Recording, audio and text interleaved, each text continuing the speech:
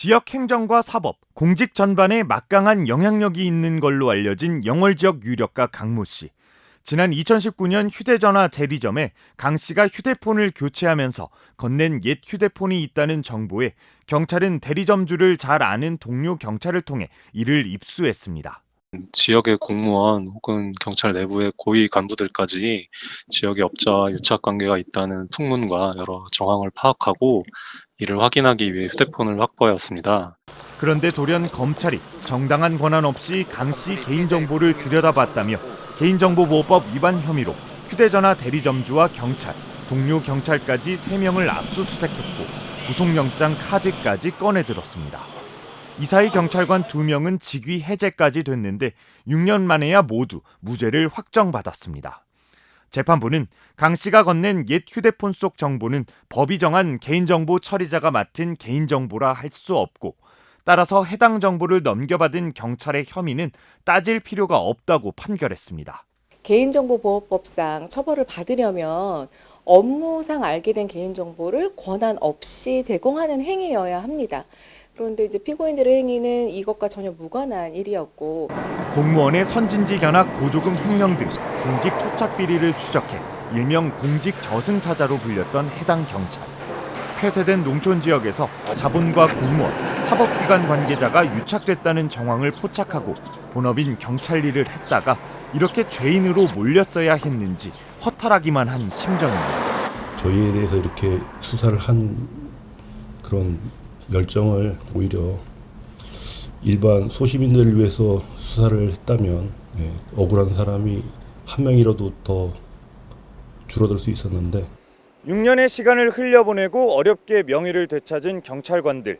검찰의 무리한 수사와 기소, 끈질긴 항소를 견뎌내고 원점으로 돌아온 이들은 지난 세월과 들여왔던 소송비를 어디서 보상받아야 하는지 되묻고 있습니다. 단독 내 성관계 영상 본 경찰. 지난 2020년 한 중앙 일간지가 홈페이지에 보도한 영월 지역 유력가 강모 씨의 기사입니다. 강 씨의 옛 휴대폰을 입수한 경찰관들이 휴대폰 속 성관계 동영상 등을 무단 열람하고 외부에 유출한 정황이 포착됐다는 내용입니다. 기사가 보도된 시점은 2020년 1월 7일로 검찰이 경찰관들의 구속영장을 청구해 영장 실질 심사를 하루 앞둔 날입니다. 경찰관들은 구속기로에서 검찰 관계자의 진술과 수사 내용을 바탕으로 성관계 동영상을 몰래 입수해 유포한 파렴치범으로 몰리게 됐습니다. 정말 그런 일이 있었는지 굉장히 혼란스러웠고 물론 피의자들을 믿고 변호를 했지만 피의자들 주변 분들은 얼마나 이분들을 나쁘게 생각했을까. 언론계에서 검찰발이라 표현하는 사실상 검찰의 협조 없이는 쓰기 어려운 기사였는데 구속영장이 기각되자 검찰은 즉각 보도자료를 내고 상반된 입장을 냈습니다. 성관계 영상 부분은 확인된 게 없다는 건데 그러면서도 기사는 대부분 사실이고 경찰관들의 행위는 민간인 사찰이라는 겁니다. 해당 기사는 오보로 최종 밝혀졌는데 보도 이후 1년 4개월 경찰관들이 1심에서 무죄를 선고받은 뒤였습니다. 경찰관들이 제기한 정정보도 소송에서 법원은 검찰 관계자가 휴대폰에 성관계 같은 사생활이 담긴 것 같다는 표현을 했지만 실제 있었는지 경찰관들이 이를 유포했는지 확인되지 않았다며 허위 보도로 판결했습니다. 이른바 검찰발 보도였던 해당 기사는 정정보도를 해야 했고 이를 인용 보도했던 다른 언론사 역시 정정할 수밖에 없었습니다. 경찰관들은 검찰 수사가 시작된 지 6년 만에야 대법원에서 무죄를 확정받습니다. 현재 변호사로 있는 당시 검찰 영월지청장은 판결 내용도 모르고 검찰을 떠난 상황에서 밝힐 입장이 없다고 전해왔습니다. 지난 2018년 3월 휴대폰을 교체하면서 쓰던 폰이 필요 없다며 휴대전화 대리점에 건넸던 강모 씨. 2019년 9월 대리점주를 찾아가 폰을 누구한테 줬냐, 곧 경찰이 부를 거라며 따졌습니다. 이튿날 생일을 맞은 강 씨는 영월 경찰서장과 수사과장을 비롯한 경찰 간부들과 술자리를 가졌는데 다음날 서장은 휴대폰 사건의 조사를 지시했고 대리점주는 곧바로 경찰서로 불려갔습니다.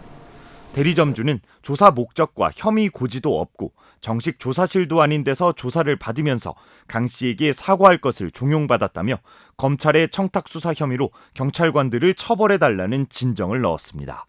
강 회장님한테도 천문 신명이라도 해야 될 거 아니냐. 천문 신명이라도 하고 이렇게 하면서. 이 무렵 강 씨는 검찰 영월지청장을 따로 만나고 있었습니다. 경찰과 별개로 검찰도 수사에 나서달라는 요구를 한 걸로 알려졌는데 검경 양쪽에 정식으로 고소를 하진 않았습니다. 영장 칠 때 유리하다며 경찰 수사과장이 직접 강 씨 회사까지 고소장을 받으러 찾아갔지만 인지 수사를 해달라는 투로 끝내 거부했습니다. 고소장 안 써주셨지? 과장님이 직접 가셨는데. 본인이 그한테 물어봐야지 우리한테 알아요. 직접 수사에 나선 검찰은 대리점주 진정권인 청탁 수사 혐의는 무혐의 처분하고 강 씨 폰을 입수한 경찰관은 3심까지 재판을 이어갔습니다. 기소된 경찰들이 직위 해제된 데 반해 청탁 수사 혐의 경찰들은 어떤 처벌도 받지 않았습니다. 6년이 지나서야 휴대폰을 입수한 경찰들의 무죄가 확정됐고 입장을 묻는 취재진 질문에 검찰은 답이 없었고 영월경찰서는 입장이 없다고 설명했습니다. 검찰과 경찰, 그 누구도 이번 사태에 대해 책임지거나 합당한 처분을 받는 사람은 없는 셈입니다. 검찰 스스로 밝혔듯 수사기관이 지역 유력과 강 씨 요청으로 시작했던 이 사건은 새 정부 검찰개혁 필요 사례가 될 전망입니다. 검찰이 민생을 보호하고 서민을 지키라고 준 권력을 부당한 권력들을 지켜내는데 오히려 역으로 악용하고 하는 케이스들이 대단히 많았기 때문에 저도 지금 관련된 검찰개혁의 선봉에 서 있는 많은 의원들과 협력해서 2019년 검경 수사권 조정 시기 경찰을 견제하려 했던 검찰의 조치가 이제는 검찰개혁에 힘을 실어주고 있다는 평가가 법조계에서 나오고 있습니다. MBC 뉴스 황구선입니다.